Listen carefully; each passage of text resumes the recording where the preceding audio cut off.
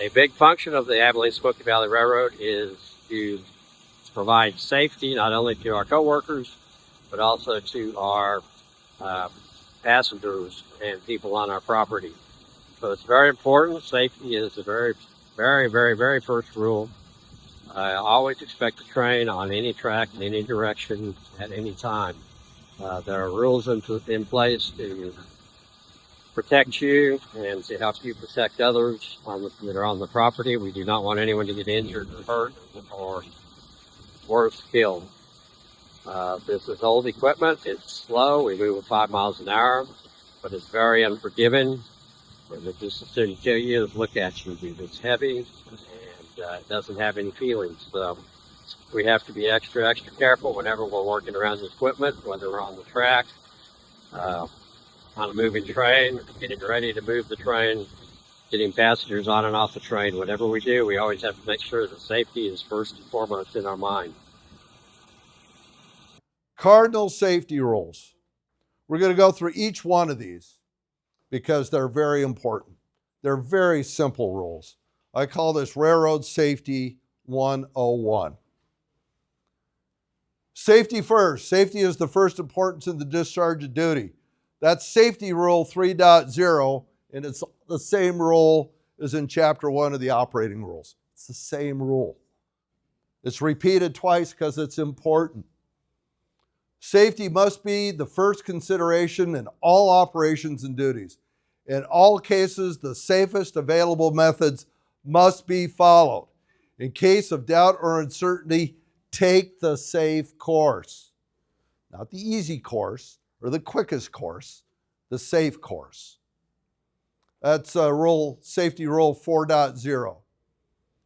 The next one, always be on the alert for hazardous or unsafe conditions. If they're found, eliminate them. If it can't be done, report them to the proper authority. Warn others and take such steps as necessary to protect the condition until it be corrected. My examples of what I see here and in the railroad industry, I'll be walking through the shop, like say in Durango, and when they're tearing a steam engine apart, as you guys well know, when you don't have a whole lot of room, there's a lot of stuff everywhere. So you have to make a conscious effort to try and at least set yourself up with the safest workplace that you think you can do. It's hard to do. I know it. I've been there.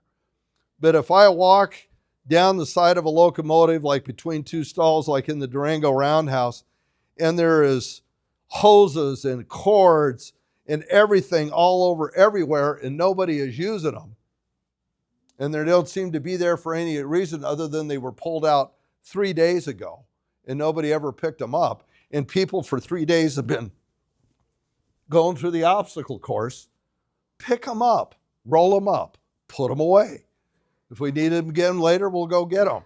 If there's a big tripping hazard out there, like somebody left a tool and it's obviously been there for a while, pick it up and move it out of the way. Those are the type of hazards we're talking about. And that could go all the way up to, oops, I ran through a switch.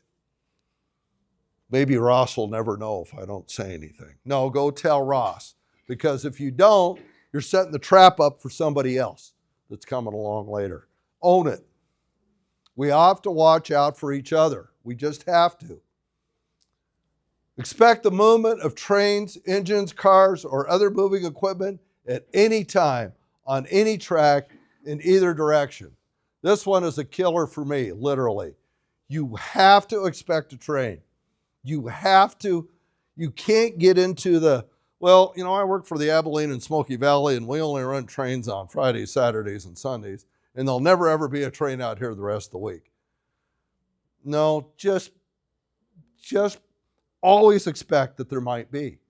Because like you said, that's the time Steve's going to want to run and go do something. You've got to look at it that way.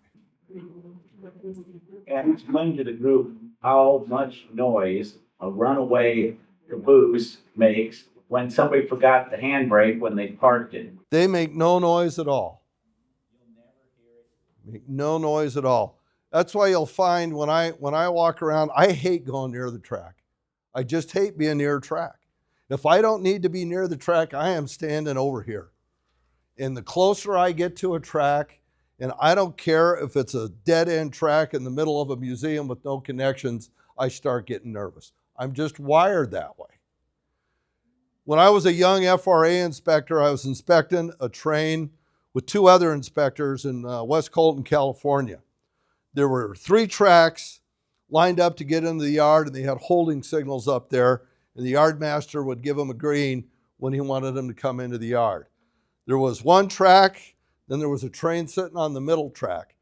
Another inspector and I crossed that first track, climbed up into the lead locomotive to talk to the crew. We're up there talking to the crew, looking at their paperwork and answering questions. And then they got a signal to come in. And they go, well, we got to go. So my coworker, she went ahead and climbed off, looked both ways, crossed the track. Just as I was going out the door, the conductor said, I got one more question for you. So I went over here and he asked the question, and the engineer's getting a little antsy, and I knew he was in a hurry, and I answered the question, and I completely lost my situational awareness. I went out, got on the nose of the engine, started to climb down, and I was getting ready to just turn around and go across. My coworker was on the other side. She started screaming bloody murder. And I looked up and I looked over there. Boy, here comes a freight train. And I leaped across the track, and it probably missed me by 25 or 30 feet.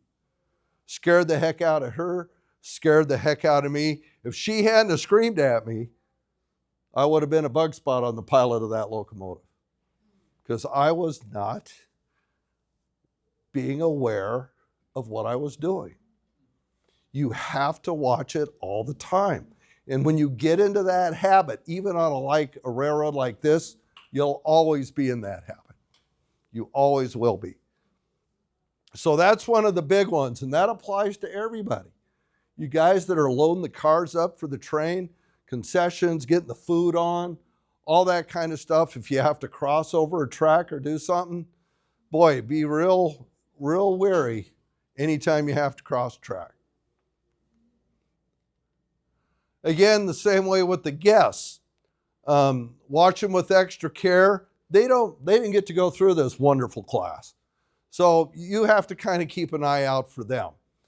They'll be preoccupied. They'll be taking pictures. They'll be drifting close to the fouling point of the track.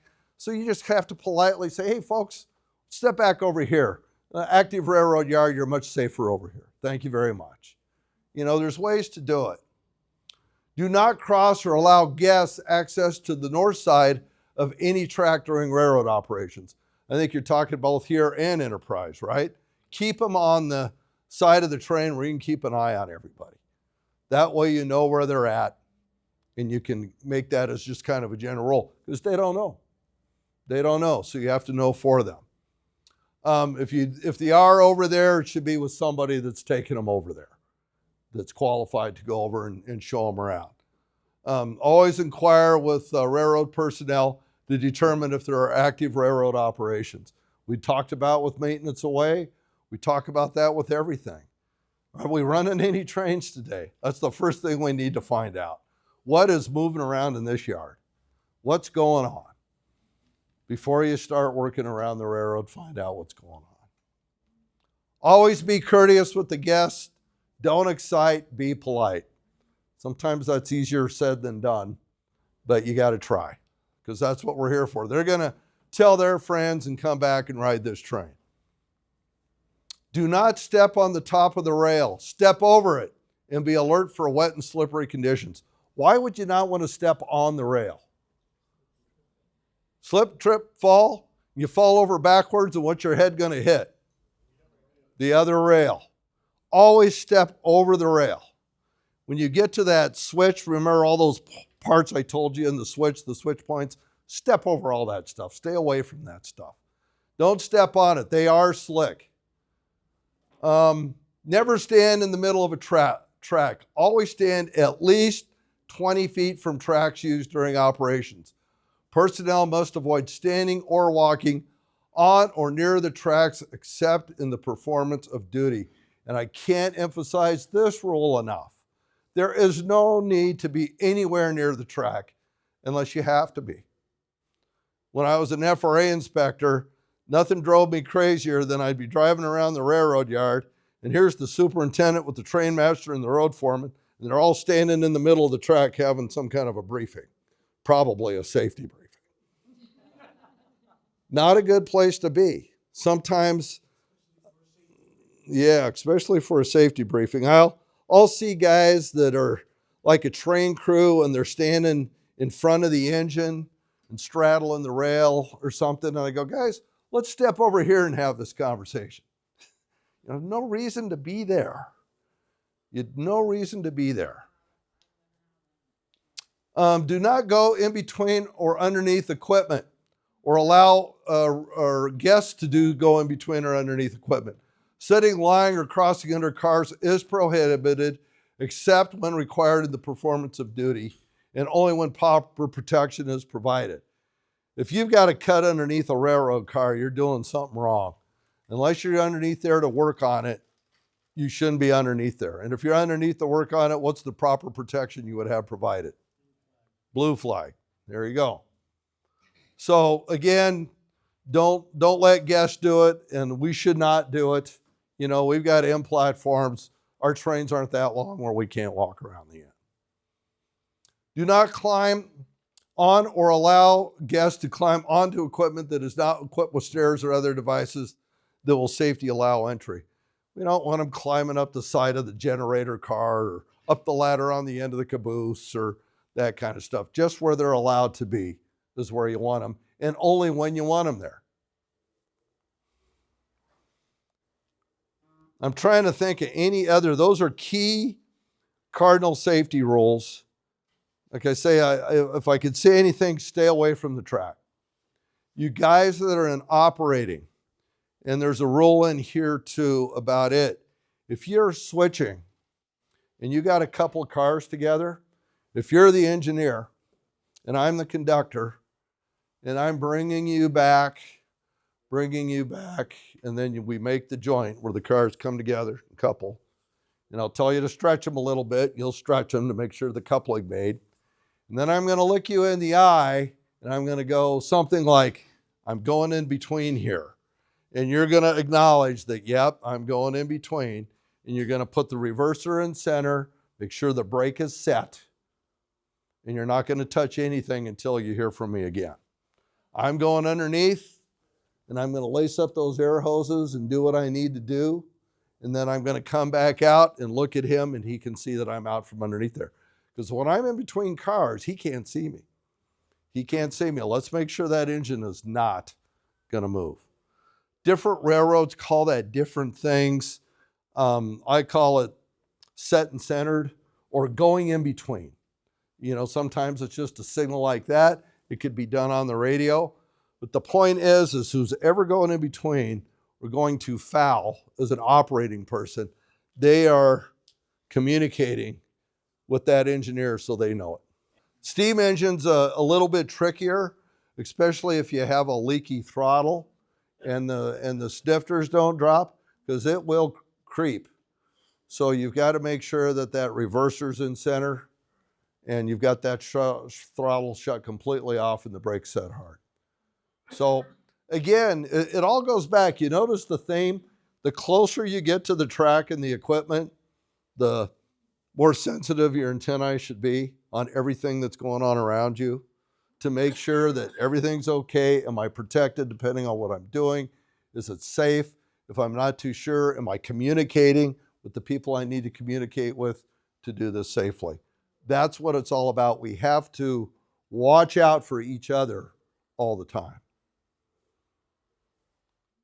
I think you guys are tired of hearing me talk. I said, geez, I wish he'd shut up so we could take a test. I'd much rather take a test.